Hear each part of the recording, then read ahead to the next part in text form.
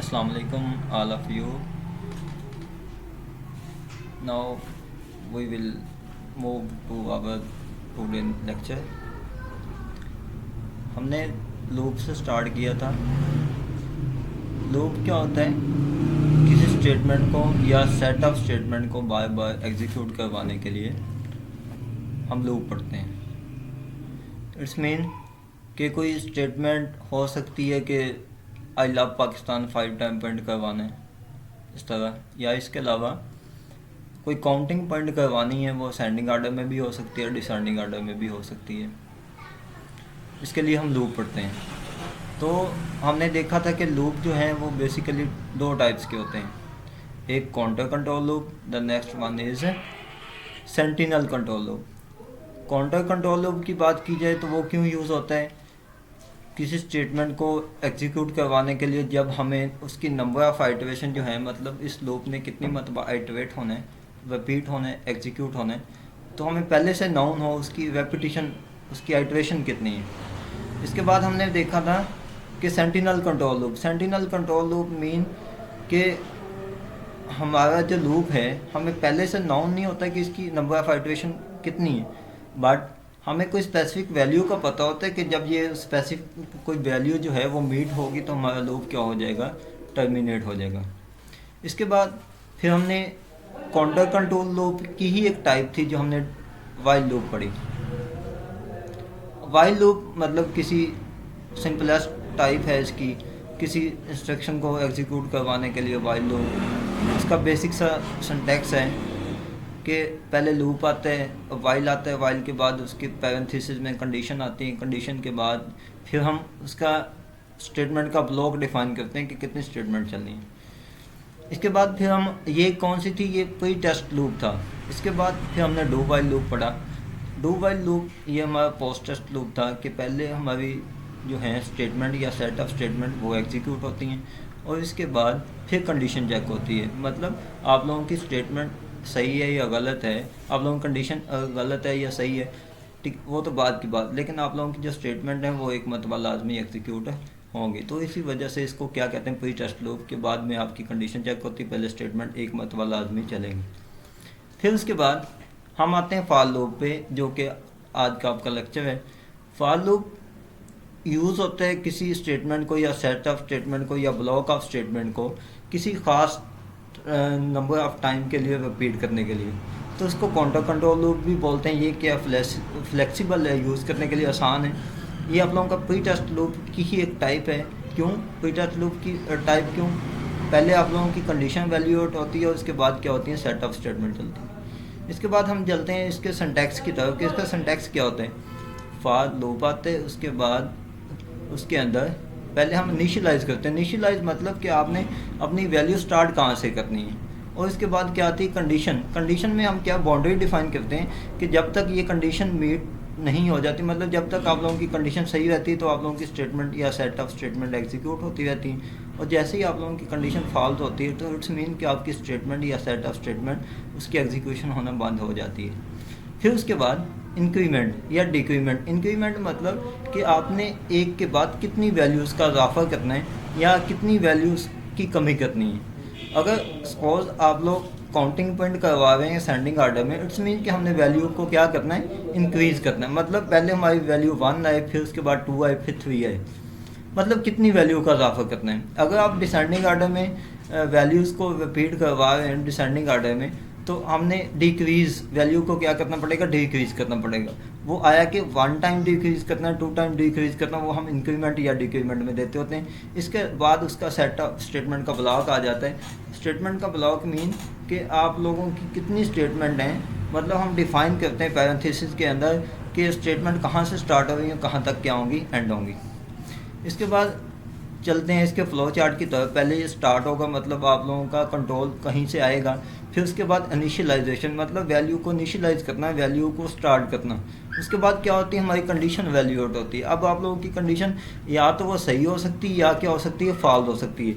अगर आपकी कंडीशन क्या होगी, 2 होगी, तो फिर उसके अंदर जितनी सेट ऑफ स्टेटमेंट लिखी हुई हैं वो एक हो सकती है, एक से ज़्यादा हो सकती है, वो एग्जीक्यूट होगी। अगर आपकी कंडीशन गलत है तो फिर क्या होगा, आप लोगों की स्टेटमेंट जो है उसकी एग्जीक्यूशन होना स्टॉप हो जाएगी।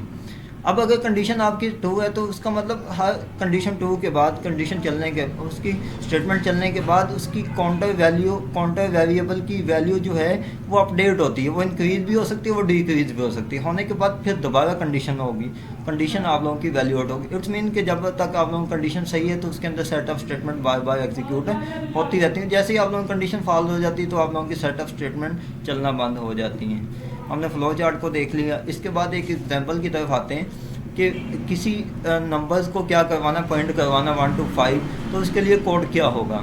ये आपने हेडर फाइल इंक्लूड की, जैसे कि आप लोगों ने पढ़ा आई स्ट्रीम, ये हेडर फाइल इंक्लूड की। और इसके बाद मेन की तरफ आते हैं फॉर, हमने ये वैल्यू इनिशियलाइज़ की, मतलब यहाँ से हमने 1 से वैल्यू स्टार्ट करनी है और कहाँ तक जाना है, जब तक आई की वैल्यू जो है वो लेस देन 5 हो, मतलब आप लोगों की 1 to 5 तक वैल्यू क्या होगी, पॉइंट होंगी। इसके बाद ये आई प्लस प्लस या प्लस प्लस आई, ये एक ही बात है, ठीक है। तो हमने वैल्यू का इंक्रीमेंट करना है, एक वैल्यू का इंक्रीमेंट करना है, फिर सी आउट में आई की वैल्यू जस्ट हमें चाहिए, फिर उसके बाद रिटर्न 0 या गेट सी एच आ जाता होता है। मतलब फर्स्ट टाइम आप लोगों की वैल्यू 1 है तो इट्स मीन के 1 वैल्यू क्या हो जाएगी, ये आपकी आउटपुट भी सामने दिखाएगी, 1 वैल्यू आपकी क्या हो जाएगी, डिस्प्ले हो जाएगी। उसके बाद फिर एक वैल्यू क्या होगा, एक वैल्यू का इंक्रीमेंट होगा, फिर दोबारा क्या होगी, कंडीशन चेक होगी। आपकी कंडीशन ठीक है, मतलब 2 जो है वो लेस देन 5 है, इट्स मीन कि आप लोगों की स्टेटमेंट चलेगी, आई की वैल्यू यहाँ पे क्या हो जाएगी, अपडेट हो जाएगी, 2 जो के पॉइंट हो जाएगी। अब उसके बाद फिर 3 पॉइंट हो जाएगा, फिर 4 पॉइंट हो जाएगा, फिर 5। जैसे ही आप लोगों की वैल्यू जो है 6 होगी तो 6 मीन के 6 लेस देन ना इक्वल टू है 5 के, इट्स मीन आप लोगों की कंडीशन क्या होगी, फॉल्स होगी। तो आप लोगों की स्टेटमेंट एक ही है इसके अंदर, तो आपकी स्टेटमेंट नहीं चलेगी। अच्छा, अगर फॉर लूप के अंदर एक ही स्टेटमेंट हो तो ये पैरेंथेसिस लगाने की ज़रूरत नहीं है, ऑप्शनल है, आप लगा भी सकते हैं, नहीं भी लगा सकते। अगर मोर देन 1 स्टेटमेंट हो फिर कंपल्सरी आप लोगों को डिफाइन करना होगा कि कहाँ से हमारी स्टेटमेंट स्टार्ट हो रही है, कहाँ पे क्या हो रही है, एंड हो रही है। अब आप लोगों की ये आपने देखा कि वैल्यू इनिशियलाइज़ करना यहाँ पे। अब वैल्यू इनिशियलाइज़ आप यहीं भी कर सकते हैं, आप लूप से पहले भी, मतलब मेन के बाद जहाँ से आप लोगों का प्रोग्राम स्टार्ट होगा वहाँ भी आप लोग इसको वैल्यू को क्या कर सकते हैं, इनिशियलाइज़ कर सकते हैं। लेकिन यहाँ पे फिर आप लोगों को ये टर्मिनेटर लाजमी लगाना पड़ेगा। एग्जाम्पल हमने देख ली, इसकी आउटपुट देख ली। इसके बाद हम आते हैं अपनी प्रोग्रामिंग की एग्जाम्पल की तरफ। कहते हैं print the sum of odd number from 1 to n, मतलब जो वैल्यू हम 1 से स्टार्ट होगा और उसके क्या होंगे, ऑड नंबर आएंगे। ऑड नंबर का क्या होगा, बल्कि ये सामने उसका क्या होगा, प्रोडक्ट होगा। मतलब कि अब 1 के बाद कौन सा 1 एक ऑड नंबर, उसके बाद 3, उसके बाद 5, उसके बाद 7, और जहाँ तक हम n की वैल्यू जो भी देंगे, अगर हमने 10 दी इट्स मीन कि 9 तक ऑड नंबर आएंगे, उसको क्या करेंगे, उसको मल्टीप्लाई करते जाएंगे। हमने यहाँ से ये हेडर फाइल इंक्लूड की। इसके बाद मेन में आते हैं डिक्लेयर वेरिएबल। ये कमेंट दिया हुआ है, कमेंट मतलब कि ये आपके प्रोग्रामिंग पे कोई इसका इफेक्ट नहीं होगा, बट आप लोगों को बताने के लिए कि यहाँ पे वेरिएबल डिक्लेयर हो गए। हमने इंट आई के नाम से एक वेरिएबल बनाया, लिमिट मतलब कहाँ तक जाना है। फिर प्रोडक्ट में हमने वैल्यू जो दी 1 दी। 1 जो है ये मल्टीप्लिकेटेड आइडेंटिटी है, मतलब 1 को किसी वैल्यू के साथ मल्टीप्लाई करो तो कोई चेंजमेंट नहीं आती। फिर इंटर लिमिट के हमने कहाँ तक जाना है, आप 10 दे सकते हैं, अगर 10 दोगे तो फिर 1 3 5 मतलब 9 तक वैल्यू आएंगी। यहाँ पे लिमिट में क्या हमने दे दी कि हमने जाना कहाँ तक है, मतलब लास्ट वैल्यू उसकी बाउंड्री डिफाइन कर दी। फिर 5 के अंदर क्या किया, हमने वेरिएबल पहले ऊपर बनाया हुआ आई के नाम से, आई को इनिशियलाइज कर दिया 1 से कि हमने क्या करना है, 1 से स्टार्ट करना है। आई लेस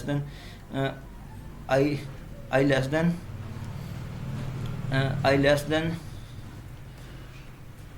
आई की वैल्यू लेस देन है जहाँ तक हमने लिमिट अप्लाई करनी है। फिर आई की वैल्यू में 2 का इजाफा हो, क्योंकि आप लोगों का ऑड नंबर जो है इसमें 2 का इजाफा कर, मतलब 1 के बाद 2 नहीं आएगा बल्कि क्या आएगा, 3 आएगा। इसी वजह से हमने क्या कर दिया, 2 का इंक्रीमेंट कर दिया। फिर यहाँ से इसकी स्टेटमेंट स्टार्ट हुई सी आउट कि ऑड नंबर हमारे पास ये लिखा हुआ है। उसके बाद आई की वैल्यू जो ऑड नंबर आएगा वो हमें दिखाई दे, फिर प्रोडक्ट दिखाई दे।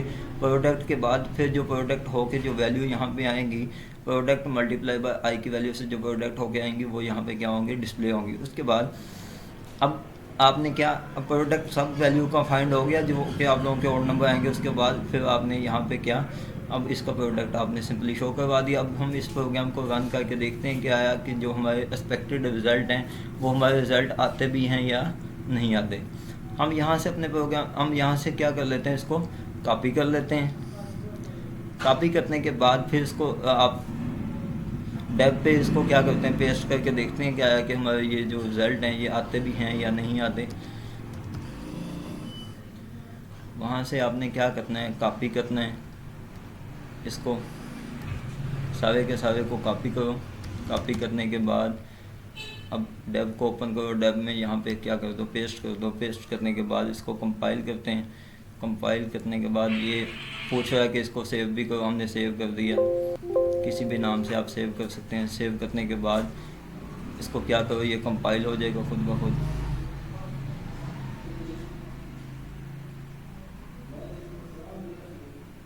मतलब ये कंपाइल हो गया, कहता है हमें लिमिट दो कि कहाँ तक जाना है, 1 से लेकर 10। मतलब ये आ गया 1, 3, 5, 7 और 9, ये हमारे और नंबर हैं। उसके बाद उसका प्रोडक्ट मतलब 1 मल्टीप्लाई बाई 1, 1 मल्टीप्लाई बाई 3, 3 आ गया। 3 मल्टीप्लाई बाई 5, ये 15 आ गया। ये सब उसके साथ साथ आ गए हैं, लेकिन ये टोटल उसका क्या आ गया, प्रोडक्ट फाइंड हो गया, उसके क्या आ गया, रिजल्ट आ गया। इसको यहाँ से क्लोज़ करते हैं। क्लोज़ करने के बाद इसको मिनिमाइज़ कर देते हैं। मिनिमाइज़ करने के बाद एक और आप लोगों का प्रोग्राम है, उसको देखते हैं।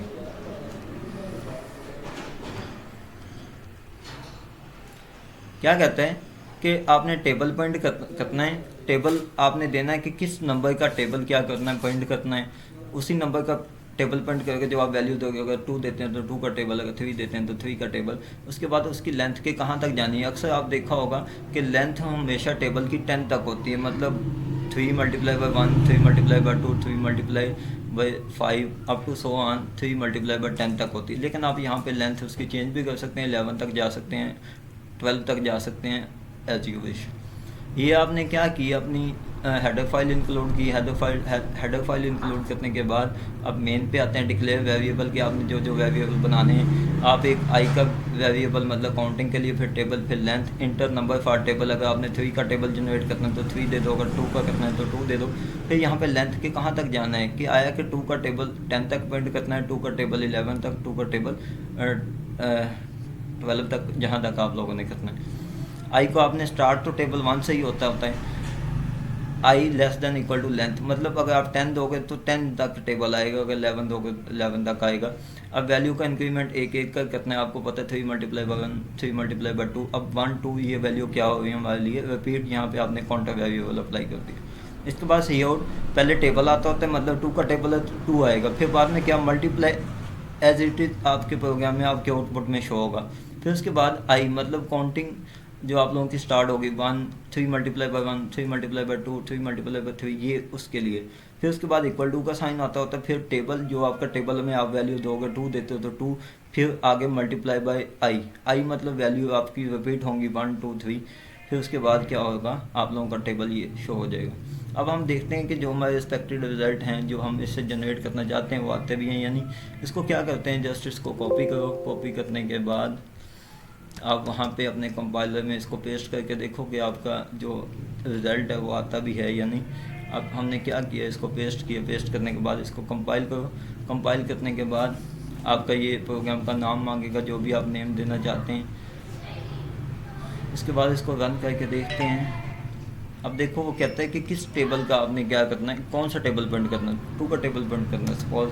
कहाँ तक करना है, हमने 10 तक करना है। आप इसको चेंज भी कर सकते हैं। ये देखो आपके सामने 2 का टेबल जनरेट है, 2 multiply by 1, 2, 2 multiply by 2, 4, 2 multiply by 3, ये सारा कुछ। अब इसके बाद एंड वाला क्वेश्चन आता है, क्वेश्चन आंसर का। अगर आप लोगों को, मुझे तो उम्मीद है कि आप लोगों को समझ आ गया होगा। अगर फिर भी कोई चीज़ रह गई, आपको समझ ना आई हो, तो आप कमेंट सेक्शन में पूछ सकते हैं। अल्लाह हाफिज़।